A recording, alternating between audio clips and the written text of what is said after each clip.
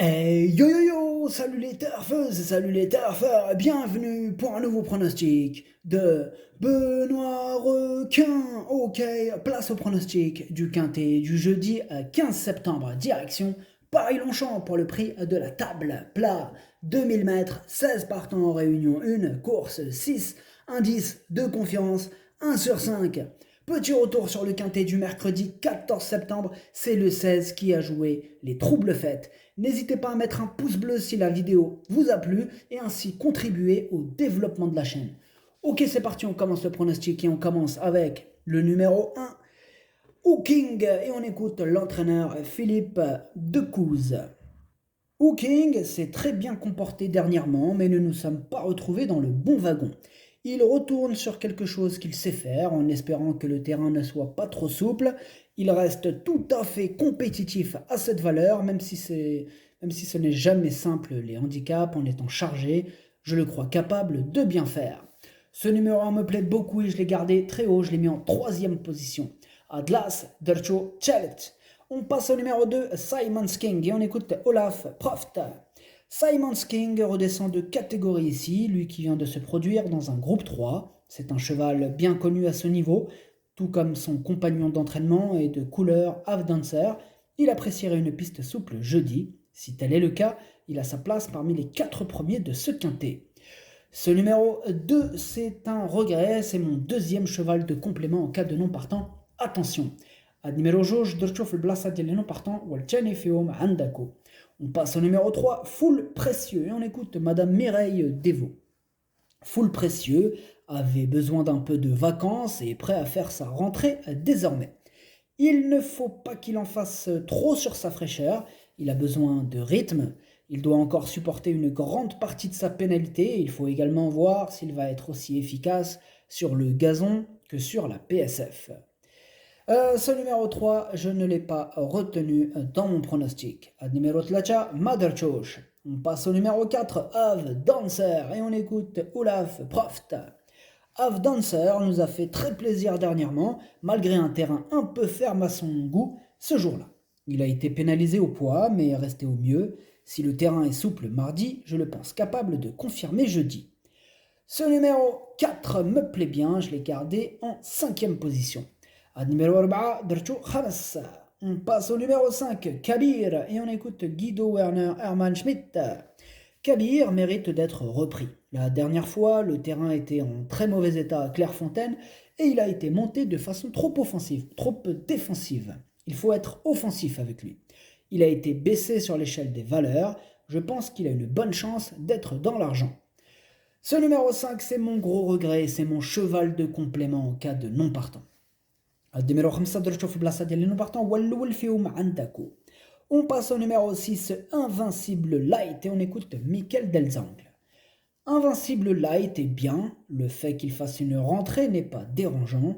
Je lui ai donné un petit break car il était un peu moins bien en début d'année. Il avait moins d'envie, il a repris de la fraîcheur et a du travail.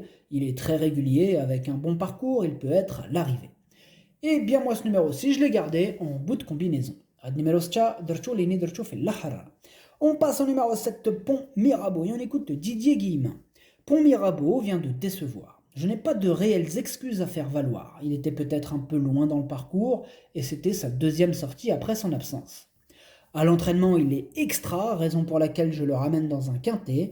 Il connaît le tracé et a été baissé d'1 kilo. J'en escompte une réhabilitation. Ce numéro 7, c'est mon préféré, je l'ai mis en tête de mon pronostic. Ad numéro 7, Walloul Diali. On passe au numéro 8, Electron Libre, et on écoute Christophe Escuder. Electron Libre aurait pu s'imposer s'il avait le passage pour finir en dernier lieu. Il est resté en superbe condition et affectionne le tracé. De plus, les dernières pluies sont un gros atout pour lui. Avant le coup, tout est réuni pour réaliser une bonne performance, on part logiquement confiant. Ce numéro 8 me plaît bien, je l'ai gardé en 4e position. Ad numéro 8, Dracho Rabat. On passe au numéro 9, Highbury, et on écoute Mathieu Brasme. Highbury va faire partie des bonnes chances de la course. Il est bien placé à la corde, mais avec lui, soit il a des mauvais numéros à la corde et il se retrouve trop loin, soit il a un bon numéro et il se retrouve enfermé. S'il a l'ouverture dans la ligne droite, il sera à l'arrivée. Il a de la marge à ce niveau, mais il lui faut un petit peu de chance. Ce numéro 9, je l'ai gardé très haut, je l'ai mis en deuxième position. Ad numéro 9, Drcho Tchani. On passe au numéro 10, Ecus Vincit. On écoute Eric Libaud. Ecus Vincit est régulier et performant de 2000 à 2400 mètres. Un terrain plutôt souple l'arrangerait car il peut faire des vraies bonnes performances dans ce cas-là. Pour preuve, en dernier lieu à Vichy, il a gagné sur une piste collante. Si le terrain est suffisamment souple, c'est un cheval qui peut s'illustrer dans ce genre de catégorie. Ce numéro 10, c'est mon casseur de tickets repéré. Il est sur ma petite liste, il est tout seul, je ne l'ai pas retenu. Mais on va lui accorder une note de méfiance. Numéro 10, Madrchouch, on passe au numéro 11, Martin, et on n'aura pas les commentaires de l'entraîneur pour ce numéro 11 que j'ai gardé en bout de combinaison. Numéro 11, Drcho Sabar. On passe au numéro 12, Mister Grenadine, et on écoute Christophe Letou. Mister Grenadine n'a pu s'illustrer dernièrement dans un quintet. Ce jour-là, il s'est retrouvé loin des premiers durant le parcours, et n'a pour ainsi dire pas couru ou presque ce jour-là. Sa bonne condition est toujours d'actualité, et le fait de revenir sur le gazon n'est pas inquiétant. Sa marge au poids se réduit néanmoins depuis les 3,5 kg encourus pour son succès du 6 août dernier. Ce numéro 12, je ne l'ai pas retenu dans mon pronostic, mais il pourra intéresser les amateurs de champ réduit, de belle cote ou de coup de folie. Numéro 12, Madrchouch Leni Boradiro, chez champ réduit à Lechla. On passe au numéro 13, Brock, et on écoute Jean-Marie Béguinier. Brock a été longtemps arrêté, il a repris le travail progressivement. Il revient progressivement en forme, il a bien évolué sur sa course de rentrée et va courir en progrès. Il avait déjà prouvé sa compétitivité à ce niveau et il ne doit pas être négligé. Ce numéro 13, sachez que c'est lui le 8e de mon pronostic. Numéro 13, Welchem Dielé. On passe au numéro 14, Candy Time, et on écoute Jacques Pied-Noël. Candy Time est bien pour cette rentrée, mais mal placé au poids par rapport à ses aînés. Pour moi, cela va être compliqué. Eh bien, ce numéro 14, je ne l'ai pas retenu dans mon pronostic. Numéro 14, Madrchouch. On passe au numéro 15, Matandar, et on écoute Jean-Marie Béguinier. Matandar va effectuer sa rentrée, mais bien. Il retrouve une valeur qui lui laisse sa chance. J'en attends un bon comportement, tout en sachant qu'il peut aussi avoir besoin d'une course. Ce numéro 15 non plus, je ne l'ai pas retenu dans mon pronostic.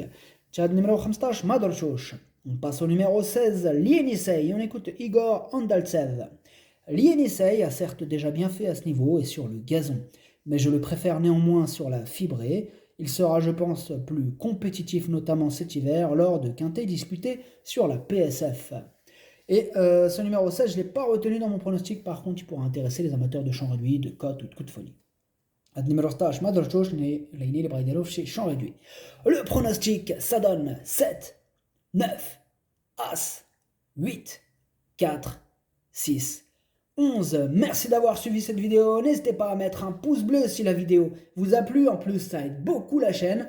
Pour accéder à tous mes tickets pour la course du quintet, rendez-vous directement en description de la vidéo. Je mets des indices de confiance sur tous les tickets. Les indices de confiance, alors brièvement, quand je mets un indice de confiance pour la course, c'est un indice de confiance général. Quand je mets un indice de confiance sur mes tickets, c'est largement différent, puisque là, on peut en fait mettre un indice de confiance sur chaque ticket. Ça veut dire sur un ticket tiercé. Il sera différent d'un indice de confiance quarté, il sera différent d'un indice de confiance quinté, différent d'un champ réduit, différent du nombre de bases. En fait, voilà pourquoi on arrive à largement augmenter l'indice de confiance. Quelquefois, on peut même atteindre du 5 sur 5 sur certains tickets. J'arrive à le faire sur certains tickets et il passe. Mais juste pour vous donner en fait la nuance, quand vous entendez indice de confiance 1 sur 5 par exemple pour le quintet, c'est un indice de confiance que je rappelle qui est général. Donc on peut pas...